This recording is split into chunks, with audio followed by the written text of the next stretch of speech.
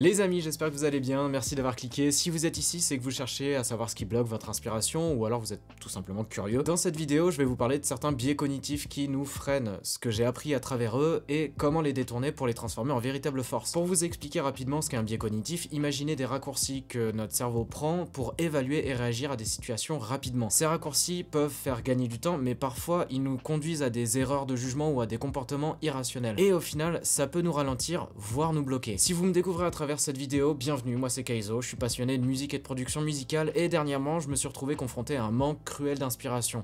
Alors, pas pour faire de la musique, mais plus pour créer une nouvelle vidéo originale et je me suis dit, pourquoi est-ce que je ferais pas une vidéo sur les biais cognitifs qu'il faudrait que j'utilise moi-même pour être inspiré pour faire une vidéo inspirante? Bref, j'ai fait une tonne de recherches pour identifier certains de ces biais cognitifs et vous les présenter ici. Cette vidéo est un épisode un petit peu spécial, un petit peu hors série parce que c'est pas vraiment un sujet sur lequel on m'attend, mais je le trouve hyper intéressant et surtout, vu que ça reste ma chaîne, je fais ce que je veux et je vais vous en parler quand même, ce qui me crée une transition parfaite avec le premier biais qui est le biais de conformisme. Étudié en 1950 par Solomon Asch, ce biais met en lumière l'influence de la pression sociale sur la prise de décision. En réalité, c'est pas tant les autres qui nous mettent la pression, mais nous-mêmes en anticipant leur jugement. On veut être accepté, alors on met de côté notre propre raisonnement et nos envies pour préserver notre image. Dans mon cas, c'est ce qui m'a fait hésiter par exemple à faire cette vidéo. Et c'est pareil en création musicale, on hésite souvent à exprimer une idée originale ou à explorer un style différent par crainte d'être rejeté par sa communauté ou son public. C'est en partie ce qui alimente la musique commerciale. Kurt Cobain lui-même a témoigné ça lors d'une interview pour Rolling Stone, disant que l'industrie musicale pousse les artistes à reproduire des formules qui marchent plutôt que d'exprimer de nouvelles choses. Ça peut même arriver dans un groupe ou un collectif d'artistes. Si par exemple un membre arrive avec une proposition qui sort de l'ordinaire ou quoi, elle est souvent rejetée parce que la majorité préfère ne pas changer. Et c'est encore plus visible aujourd'hui avec les réseaux où la comparaison est permanente, on finit par ajuster notre style en fonction des résultats des autres plutôt que de faire ce qui nous plaît vraiment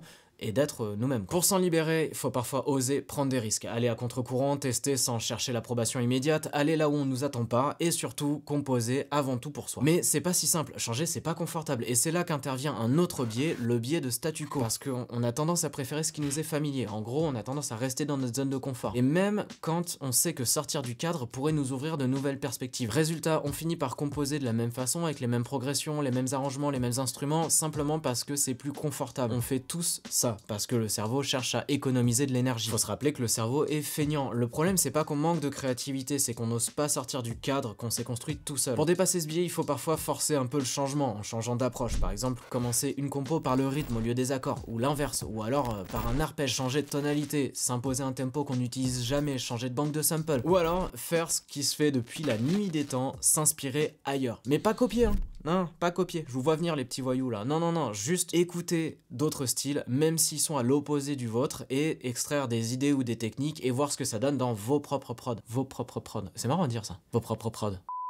En fait, faut volontairement se mettre des bâtons dans les roues pour sortir du mode pilote automatique. En gros, faut prendre des risques, sortir de son petit confort, mais si c'était si facile, tout le monde le ferait. Et si on n'ose pas, c'est à cause d'un autre biais, l'aversion à la perte. Autrement dit, la peur de perdre. C'est un concept étudié par Daniel Kahneman et Amos Tversky, concept qui démontre une tendance à ressentir la douleur d'une perte plus intensément que le plaisir d'un gain équivalent. En gros, perdre 100 balles nous fait plus mal que de gagner 100 balles nous rend heureux. Donc on préfère souvent ne pas perdre cet argent que de chercher à en gagner plus. Pour ce qui concerne la musique, ce biais nous fait s'accrocher parfois à une idée ou un morceau, à un projet, simplement parce qu'on a investi beaucoup de temps, alors que concrètement il est nul. C'est ce qu'on appelle l'effet des coûts irrécupérables, qui est un sous-biais de l'aversion à la perte. Ça peut être le cas aussi quand il est question de changer de dos, et donc d'avoir le sentiment de perdre tout le temps qu'on a investi dans la maîtrise du logiciel, et de perdre nos habitudes de production. Alors que ça permettrait peut-être de développer de nouvelles habitudes, et si ça se trouve, ce changement pourrait même améliorer votre workflow. Pour surmonter ce biais, on peut transformer les pertes en gains, et voir le changement de dos ou la prod abandonnée comme une leçon qui m'aide à de meilleures idées ou à des techniques que l'on pourrait utiliser plus tard dans d'autres projets. Par exemple, on peut faire le point sur les techniques et les tips utilisés dans ce morceau,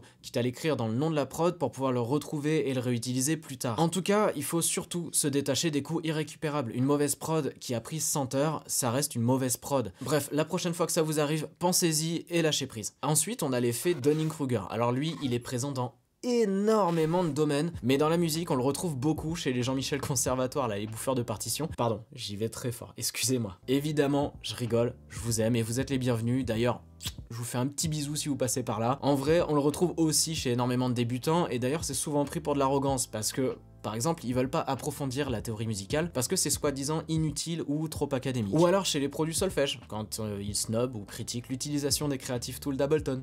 par hasard, je dis ça comme ça, parce que d'après eux, un vrai musicien fait tout à la main. Et c'est dommage, parce que c'est risqué de passer à côté d'une bonne surprise ou d'un accident heureux, et parce que quand on connaît autant la théorie, on est plus à même d'utiliser ce genre d'outils à pleine puissance, justement. Bref, on retrouve cet effet vraiment partout, vous devez certainement avoir des exemples dans votre entourage au taf ou au lycée, n'hésitez pas à me le raconter en commentaire, ça m'intéresse premier degré. En tout cas, ne sous-estimez pas un outil ou une méthode juste parce que d'après vous, il n'a rien à vous apprendre, au contraire, utilisez-le plutôt pour découvrir une nouvelle chose en le sortant de sa fonction initiale par exemple. Ce qui m'amène au dernier biais qui est la fixation fonctionnelle, qui consiste à ne jamais utiliser un objet autrement que ce pourquoi il a été conçu. Alors, je parle pas d'utiliser une guitare pour enfoncer un clou, mais plutôt de think out of the box. Tu vois mon fils, dans la vie, il faut penser à l'extérieur de la boîte. Pour vous donner du contexte et un bon exemple, je vais carrément vous citer l'étude de Karl Duncker où il a donné aux participants une bougie, une boîte de punaises, une boîte d'allumettes. La consigne était de fixer la bougie sur un mur de sorte à ce que la cire ne coule pas sur la table en dessous. Énormément de participants ont vu les différentes boîtes uniquement comme des contenants de punaises ou d'allumettes. Alors qu'il suffisait de vider la boîte d'allumettes, de mettre la bougie dedans, de la fixer au mur avec une punaise et donc d'empêcher la cire de tomber sur la table. Pour contourner ce biais dans notre contexte, il suffit parfois de sortir un instrument ou un effet de sa fonction initiale pour découvrir de nouvelles sonorités, et c'est aussi quelque chose que j'ai fait dans mes vidéos sur le vocodeur ou l'autoshift. D'ailleurs faites-le, prenez un effet que vous utilisez toujours de la même façon, prenez celui que vous aimez le plus par exemple, et détournez-le complètement. Testez un délai comme générateur de texture ou gelez une reverb pour créer des nappes. Ça peut s'appliquer aussi à l'harmonie, parfois on utilise une note qui ne fait pas partie de la gamme, juste parce que ça sonne bien, ça s'appelle même une note d'emprunt. Bon, techniquement ça marche surtout entre les gammes parallèles, mais bon, bref, tu vois l'idée. Voilà pourquoi j'adore les biais cognitifs, beaucoup d'entre eux sont liés et influencent nos choix sans qu'on s'en rende compte, donc c'est important de les identifier, de comprendre leur impact et surtout de créer des stratégies pour les contourner, parce qu'au final, ils peuvent aussi bien nous bloquer que nous booster.